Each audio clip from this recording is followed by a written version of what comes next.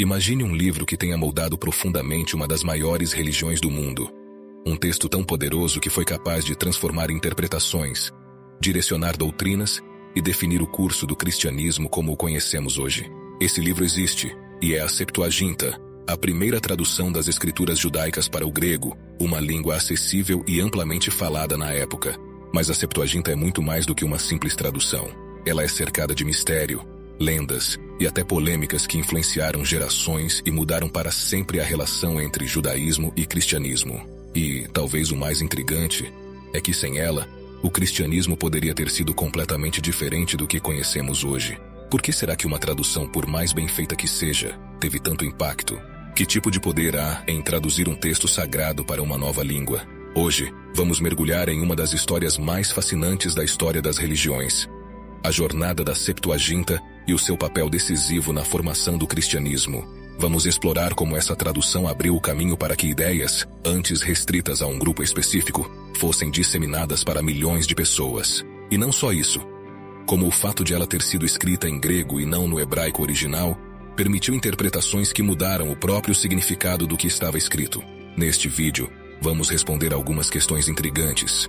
Como uma simples mudança de palavras afetou a visão dos primeiros cristãos sobre o Messias? Como ela ajudou a popularizar o cristianismo e a torná-lo acessível para outros povos além dos judeus? E, principalmente, por que ela foi considerada perigosa por alguns líderes religiosos da época?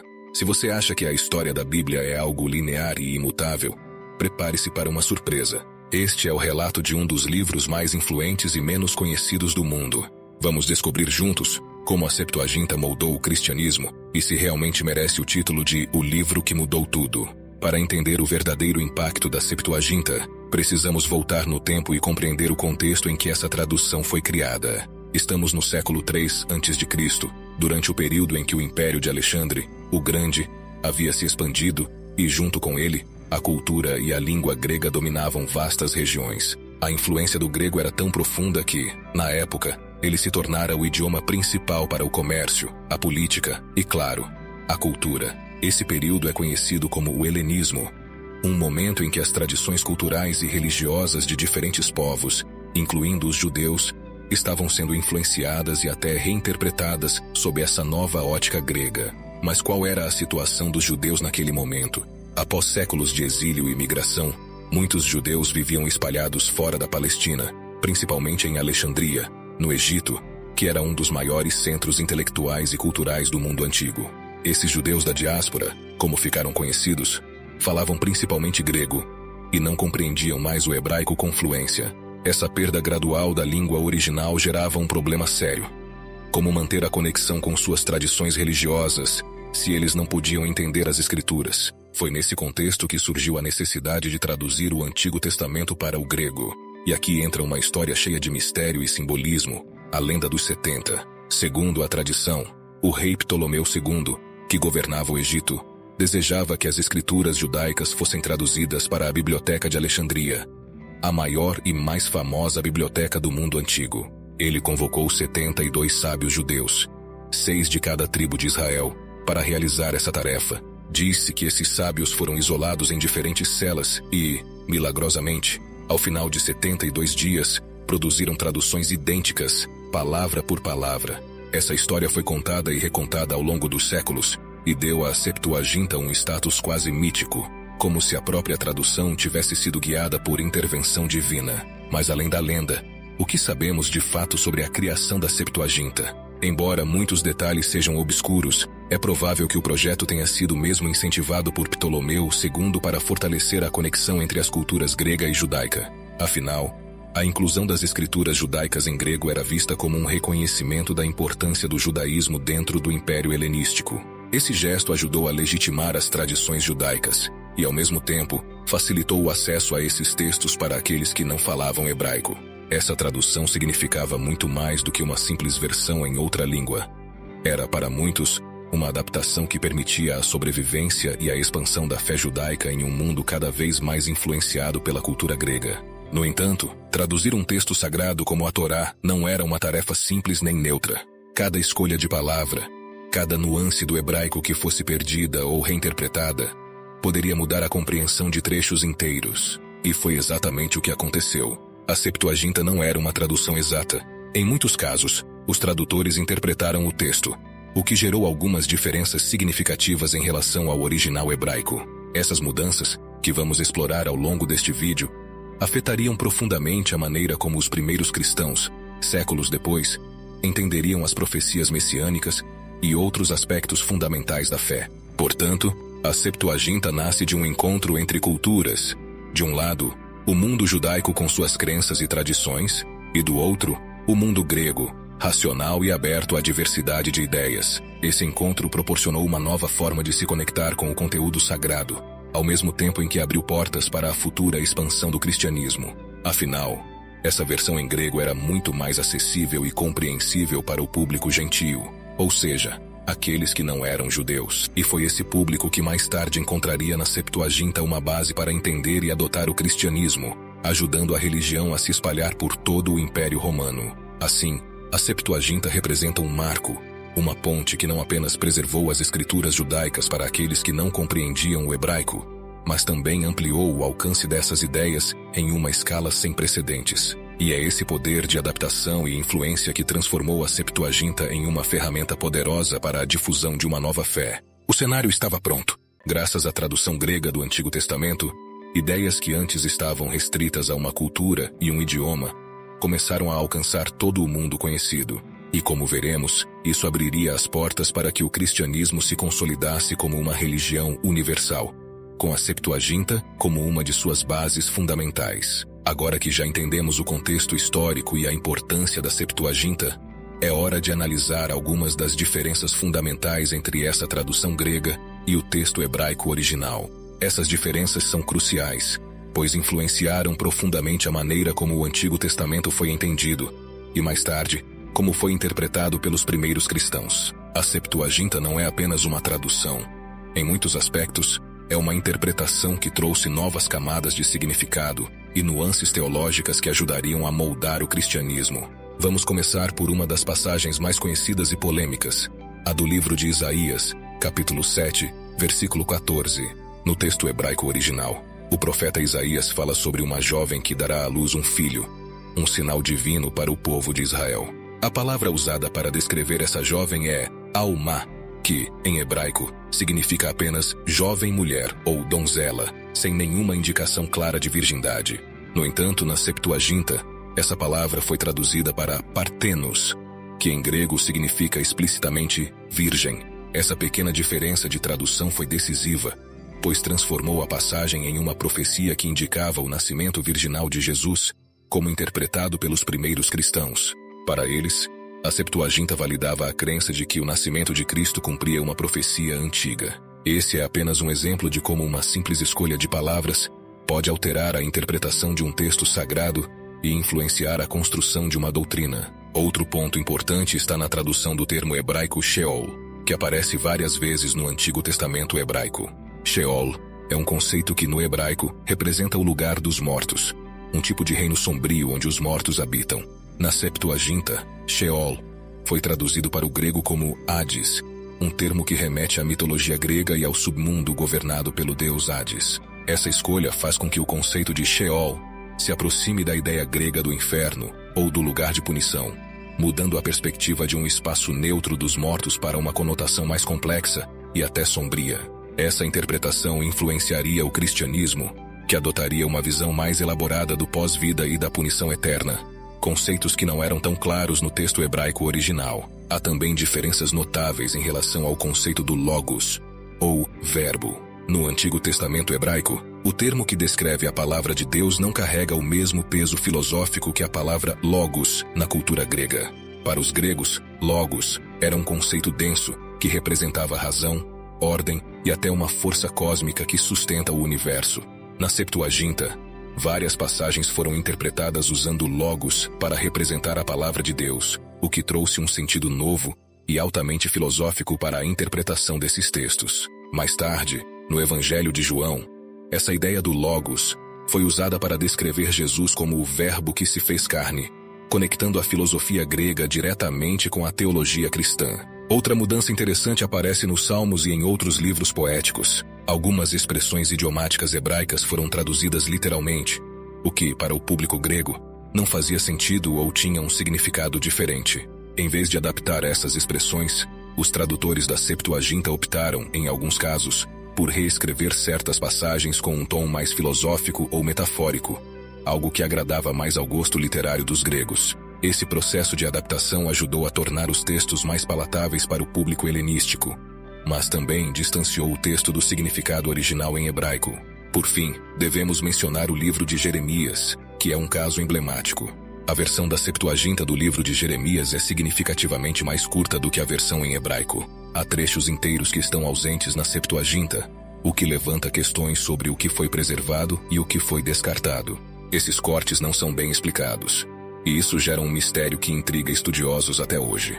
Alguns acreditam que o texto hebraico que foi traduzido já estava em uma forma mais resumida, enquanto outros defendem que os tradutores da Septuaginta fizeram essas mudanças deliberadamente, talvez para simplificar a mensagem ou torná-la mais compreensível para o público não-judeu. Essas diferenças entre a Septuaginta e o texto hebraico não foram vistas como problemáticas apenas pelos cristãos, mas também causaram uma ruptura entre os judeus da época. Muitos judeus mais ortodoxos passaram a rejeitar a Septuaginta, justamente porque essas mudanças e adaptações não refletiam o significado preciso das escrituras hebraicas. Para eles, a Septuaginta era uma traição ao texto original, uma versão diluída que não capturava a profundidade e a santidade do texto em sua língua sagrada. Esses exemplos ilustram como a Septuaginta vai além de uma simples tradução e se torna uma interpretação rica que incorporou elementos da filosofia, da cultura e até das crenças gregas. E essa interpretação teve repercussões profundas, pois ajudou a definir os primeiros conceitos do cristianismo, além de contribuir para a formação de uma identidade distinta entre o judaísmo e o cristianismo. Com isso, a Septuaginta se torna não apenas um livro, mas um agente transformador, que moldou a maneira como o mundo antigo via as Escrituras, e como essas Escrituras ajudaram a construir uma nova fé. A Septuaginta era a versão mais amplamente disponível do Antigo Testamento durante o período do Novo Testamento. Essa tradução grega já havia se espalhado por todo o mundo helenístico, e era lida não apenas por judeus da diáspora, mas também por gentios, ou seja, não judeus que se interessavam pela cultura e pelas crenças judaicas. E isso significa que, para os primeiros cristãos, incluindo os autores dos evangelhos, a Septuaginta era a versão mais acessível e familiar do Antigo Testamento, moldando diretamente a forma como eles citavam e interpretavam as Escrituras. Uma das conexões mais conhecidas entre a Septuaginta e os evangelhos está na profecia sobre o nascimento do Messias. No Evangelho de Mateus, há uma referência direta a Isaías 7, onde se lê: "Eis que a Virgem conceberá e dará à luz um filho." Como vimos, a Septuaginta traduziu a palavra hebraica alma, que significa jovem mulher, para o grego partenos, que significa virgem. Essa tradução foi decisiva, pois permitiu que os primeiros cristãos interpretassem essa passagem como uma profecia direta sobre o nascimento virginal de Jesus. Sem a Septuaginta, essa conexão entre o nascimento de Jesus e as profecias do Antigo Testamento talvez não tivesse a mesma força, pois o texto hebraico original não faria uma referência tão explícita à virgindade. Assim, a Septuaginta ofereceu uma base textual que os autores dos evangelhos puderam usar para validar a identidade messiânica de Jesus e fortalecer suas narrativas. Outro exemplo importante está na figura do servo sofredor, descrita em Isaías 53. Nos evangelhos, especialmente no de João, encontramos várias referências a Jesus como aquele que carrega os pecados do mundo e que foi ferido por nossas transgressões. A Septuaginta apresenta uma tradução desse trecho de Isaías que enfatiza ainda mais o sofrimento do servo, usando termos que os primeiros cristãos interpretaram como prefigurações claras do sacrifício de Cristo. Essa interpretação reforçou a ideia de que Jesus era o Messias profetizado, que sofreria pela redenção da humanidade. Sem a Septuaginta, essa imagem do servo sofredor talvez não tivesse sido tão influente na construção da imagem de Jesus como o Salvador sacrificial. Também podemos ver o impacto da Septuaginta na maneira como os evangelhos e as cartas paulinas citam o Salmo 22, um texto que é referenciado diretamente no relato da crucificação de Jesus. No Novo Testamento encontramos Jesus dizendo: meu Deus, por que me abandonaste?" enquanto está na cruz, uma citação direta do Salmo 22. Na Septuaginta, a redação desse salmo enfatiza o sofrimento e o abandono de uma maneira que ressoava profundamente com a situação de Jesus na crucificação. Os primeiros cristãos viram nisso uma conexão direta entre o sofrimento descrito no Salmo e o sacrifício de Jesus. Esse é mais um exemplo de como a Septuaginta forneceu uma linguagem e um contexto que ajudaram a legitimar a missão de Jesus e a consolidar a sua identidade como Messias. E não podemos esquecer das cartas de Paulo, que são fortemente influenciadas pela Septuaginta. Paulo, que era um judeu helenizado e um erudito das Escrituras, cita a Septuaginta em várias de suas epístolas. Em sua carta aos Romanos, por exemplo, Paulo faz uma referência ao profeta Abacuque ao dizer que o justo viverá pela fé. No hebraico, a frase sugere uma confiança na fé pessoal, enquanto na Septuaginta, o sentido é ampliado para um conceito mais universal de justiça e salvação pela fé, o que se alinha com a teologia paulina sobre a justificação pela fé em Cristo. Paulo usa essas nuances para construir sua argumentação teológica e alcançar um público mais amplo, incluindo os gentios, que já estavam familiarizados com o grego. Essa escolha de Paulo foi estratégica, pois a Septuaginta era uma versão que os gentios podiam entender, e as passagens que ele citava reforçavam seu argumento de que Jesus era o cumprimento das promessas do Antigo Testamento. Esse uso frequente da Septuaginta por Paulo ajudou a estabelecer uma conexão mais forte entre o Antigo e o Novo Testamento, legitimando o cristianismo como uma continuidade do judaísmo para um público que poderia se sentir excluído pelo uso do hebraico. Outro ponto importante é como a Septuaginta trouxe novos conceitos ao cristianismo, especialmente por meio do uso da palavra Kyrios, que significa Senhor.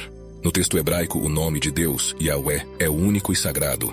Na Septuaginta, entretanto, Yahweh é traduzido como Kyrios, e esse mesmo termo é usado no Novo Testamento para se referir a Jesus. Assim, quando os primeiros cristãos chamavam Jesus de Senhor, eles estavam conscientemente ou não associando-o ao próprio Deus, usando o mesmo título que a Septuaginta usava para Deus no Antigo Testamento.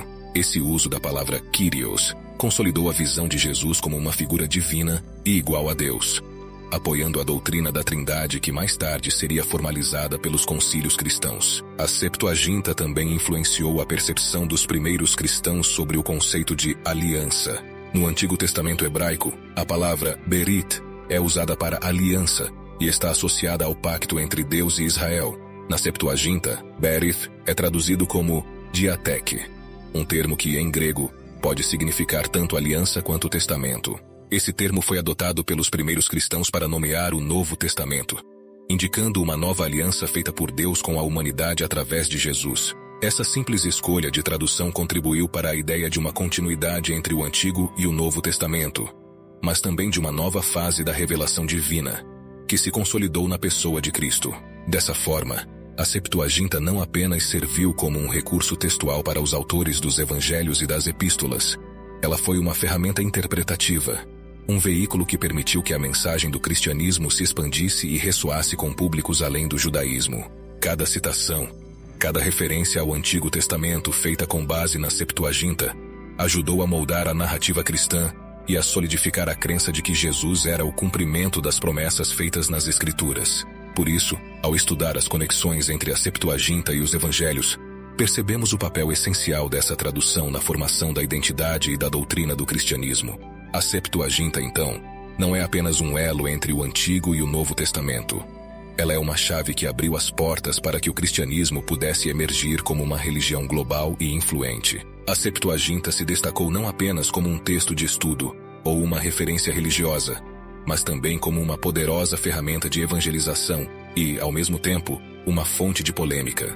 Esse impacto duplo ocorreu porque a tradução grega das escrituras judaicas se tornava cada vez mais a principal versão utilizada para a disseminação das ideias cristãs. A Septuaginta era lida amplamente em todo o mundo helenístico, o que permitiu que as doutrinas cristãs se propagassem rapidamente entre os gentios, ou seja, entre aqueles que não faziam parte da tradição judaica. No entanto, sua utilização na evangelização gerou grandes controvérsias, principalmente entre as comunidades judaicas e cristãs da época. Para os primeiros cristãos, a Septuaginta oferecia uma oportunidade única, um texto que os conectava às profecias do Antigo Testamento e que era, ao mesmo tempo, acessível em grego, a língua franca do Império Romano. Essa versão grega do Antigo Testamento ajudou a solidificar a argumentação cristã de que Jesus era o Messias prometido, cumprindo as profecias descritas nas Escrituras. Essa base textual permitia que os apóstolos e missionários citassem passagens familiares aos ouvintes gregos, facilitando a conversão dos gentios ao cristianismo. Assim, a Septuaginta se tornou uma ponte cultural, possibilitando que as ideias cristãs se expandissem de maneira eficaz pelo mundo helenístico. Mas, ao mesmo tempo, a crescente popularidade da Septuaginta entre os cristãos começou a gerar resistência entre os judeus. A própria natureza dessa tradução, que em alguns pontos trazia interpretações e até adaptações, já era motivo de debate entre estudiosos judeus. Muitos judeus ortodoxos passaram a questionar a validade da Septuaginta, argumentando que ela se distanciava das nuances do hebraico e, com isso, da verdadeira essência das Escrituras. Esse questionamento se tornou ainda mais intenso à medida que os cristãos utilizavam o texto para fundamentar a nova fé e justificar a identidade messiânica de Jesus, o que era visto como uma apropriação indevida das Escrituras judaicas. Essa apropriação cristã do Antigo Testamento, na versão da Septuaginta, levou a uma verdadeira cisão entre o judaísmo e o cristianismo. Enquanto os cristãos defendiam que Jesus era o cumprimento das promessas feitas ao povo judeu, baseando-se em profecias da Septuaginta, muitos líderes judeus viam isso como uma distorção das suas escrituras sagradas. Esse desacordo levou as comunidades judaicas a reavaliarem o uso da Septuaginta, e com o tempo ela começou a ser cada vez mais rejeitada e substituída por traduções mais fiéis ao hebraico, como a versão de Aquila de Sinope, um judeu prosélito do segundo século, que produziu uma nova tradução do Antigo Testamento em grego, com o objetivo de corrigir o que ele considerava interpretações imprecisas da Septuaginta. Essa substituição da Septuaginta por versões mais rigorosas em hebraico, ou em novas traduções gregas, foi uma maneira de preservar a distinção entre o judaísmo e o cristianismo. A reação dos judeus ortodoxos à Septuaginta é um exemplo de como as traduções de textos sagrados podem influenciar a identidade e as fronteiras de uma religião. Para os judeus, a Septuaginta passou a representar uma ameaça à integridade das escrituras hebraicas, já que era usada como base para justificar doutrinas cristãs que contradiziam as tradições judaicas. Esse distanciamento se consolidou ao longo dos séculos, e por fim, a Septuaginta deixou de ser amplamente aceita pelos judeus, enquanto os cristãos a adotaram como sua principal referência do Antigo Testamento. Além disso, a Septuaginta também gerou polêmica no próprio contexto cristão. Embora ela tenha sido amplamente aceita, alguns líderes cristãos questionavam as diferenças entre a versão grega e o texto hebraico, levantando dúvidas sobre qual era a versão mais confiável. Essa preocupação com a autenticidade das Escrituras foi uma questão importante nos primeiros séculos do cristianismo e levou a debates intensos entre os teólogos. A influência da Septuaginta foi tão profunda que até a Vulgata Latina, a tradução da Bíblia para o latim feita por Jerônimo, usou a Septuaginta como uma de suas fontes, mesmo que Jerônimo tenha se esforçado para estudar também o hebraico. Essa decisão reforçou ainda mais a polêmica em torno de qual versão das Escrituras era mais próxima do texto original. A Septuaginta serviu como uma ferramenta de evangelização indispensável para o cristianismo, mas também como um catalisador de divisões religiosas. Ela permitiu que o cristianismo ganhasse força e se expandisse rapidamente, fornecendo uma base textual acessível e familiar para gentios em todo o Império Romano. No entanto, essa mesma tradução criou um abismo entre o judaísmo e o cristianismo, uma divisão que seria reforçada com o tempo e que perdura até hoje. A Septuaginta, então, exemplifica o poder e a complexidade das traduções sagradas, que, dependendo do contexto e do uso, podem unir e também dividir. Com ela, as fronteiras entre as duas religiões foram desenhadas de maneira mais clara, e as bases para um cristianismo independente foram estabelecidas. A Septuaginta teve um papel fundamental na formação dos dogmas cristãos, influenciando profundamente a maneira como os primeiros cristãos compreendiam as Escrituras e moldavam suas crenças. Como a tradução grega do Antigo Testamento era a versão mais utilizada pelos primeiros seguidores de Jesus, ela se tornou a principal referência para justificar doutrinas que dariam origem ao cristianismo. Os dogmas centrais sobre a natureza de Jesus, sua divindade e o conceito de redenção foram, em grande parte, apoiados e fundamentados nas passagens da Septuaginta, cujas interpretações muitas vezes se alinhavam com as ideias emergentes entre os cristãos. Um dos pontos de conexão mais importantes foi o uso da palavra Kyrios, que significa Senhor em grego. No Antigo Testamento hebraico, o nome de Deus, Yahweh, era tratado como sagrado e incomparável, mas na Septuaginta, Yahweh foi traduzido como Kyrios. Esse mesmo termo foi usado no Novo Testamento para se referir a Jesus. o que criou uma associação direta entre Jesus e a divindade. Chamar Jesus de Kyrios ajudou a fundamentar a visão de que ele era uma manifestação divina, e não apenas um profeta ou mestre espiritual. Essa escolha linguística foi decisiva para o desenvolvimento da doutrina da Trindade, pois reforçou a ideia de que Jesus possuía uma unidade essencial com Deus Pai. Outro conceito importante influenciado pela Septuaginta foi o da aliança. No Antigo Testamento hebraico, a palavra para aliança é berit, que significa o pacto de Deus com o povo de Israel. Na Septuaginta, berit foi traduzido como diateque, que em grego também significa testamento ou última vontade. Essa mudança sutil abriu espaço para a interpretação de uma nova aliança, representada no Novo Testamento. Com essa tradução, os primeiros cristãos puderam ver em Jesus o mediador de uma nova aliança entre Deus e a humanidade, substituindo a aliança antiga e permitindo que gentios e judeus participassem igualmente dessa nova fé. Assim, a escolha de traduzir berith para diateque preparou o terreno para que o cristianismo se estabelecesse como uma nova fase da revelação divina, uma religião independente do judaísmo. A Septuaginta também foi instrumental no entendimento do conceito de logos, ou verbo, um termo central para a teologia cristã. No prólogo do Evangelho de João, Jesus é descrito como o Logos, o verbo que se fez carne e habitou entre nós. No contexto grego, o termo logos não é apenas uma palavra ou expressão. Ele representa razão, ordem e uma força que governa o cosmos. No Antigo Testamento grego, diversas passagens que falam sobre a palavra de Deus usam logos, o que trouxe um significado filosófico profundo para os leitores gregos. Essa associação ajudou a definir Jesus como a encarnação da palavra e da sabedoria divina, um conceito que solidificou a crença de que ele não era apenas um ser humano, mas a manifestação do próprio Deus em forma humana. A tradução da Septuaginta serviu como referência para as profecias messiânicas que seriam incorporadas na doutrina cristã. Textos como o de Isaías e os Salmos foram interpretados de maneira a apontar diretamente para Jesus, fortalecendo a ideia de que ele era o Messias prometido. Essas interpretações proféticas não só legitimaram a figura de Jesus como Messias para os cristãos, mas também ajudaram a construir uma identidade própria para o cristianismo, desvinculando-o das expectativas messiânicas estritamente judaicas e dando-lhe um caráter universal. Assim, ao usarem a Septuaginta como fonte, os primeiros teólogos cristãos encontraram nela a base para justificar e expandir suas doutrinas, legitimando dogmas que definiriam a religião por séculos. A Septuaginta foi mais do que uma tradução.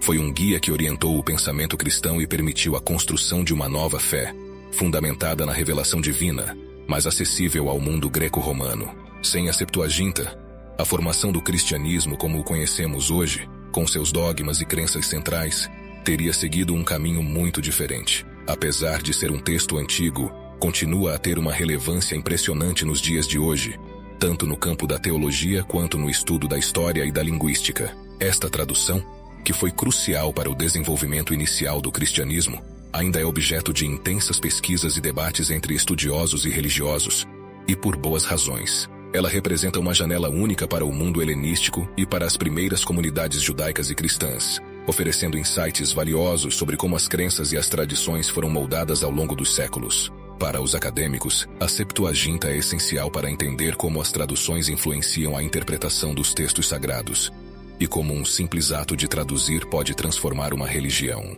No estudo das Escrituras, a Septuaginta também tem um papel importante.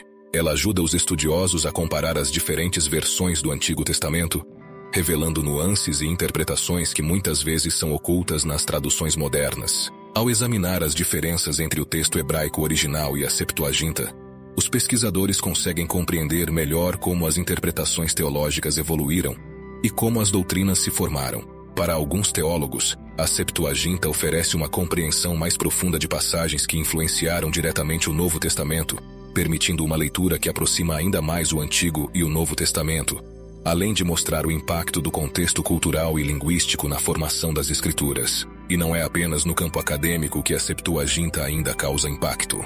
Para muitas tradições cristãs, como a Igreja Ortodoxa, a Septuaginta é considerada a versão autoritativa do Antigo Testamento, usada até hoje em liturgias e estudos bíblicos. Essa relevância litúrgica e espiritual demonstra que a Septuaginta não é apenas um artefato histórico, mas um texto vivo, que continua a inspirar e a orientar comunidades de fé ao redor do mundo. Por fim, a Septuaginta nos lembra do poder das traduções e da importância de respeitar e entender as nuances culturais ao transmitir ideias de uma língua para outra. Ela é um testemunho de como uma tradução pode influenciar profundamente culturas e religiões, moldando crenças e redefinindo identidades. Hoje, ao refletirmos sobre a Septuaginta, temos a oportunidade de apreciar não só sua importância histórica e religiosa, mas também o impacto contínuo que ela exerce sobre como interpretamos, compreendemos e nos conectamos com as Escrituras e com as tradições que elas representam. Veja como é lindo espalhar a palavra do Senhor. Se você tem vontade de criar o seu próprio canal, assim como o nosso, para conseguir levar a palavra do Senhor cada vez mais longe, clique no primeiro comentário fixado e aprenda, mesmo que você seja um completo iniciante. E para você que se interessa por curiosidades e sabedorias bíblicas, deixamos aqui um dos nossos vídeos mais impactantes.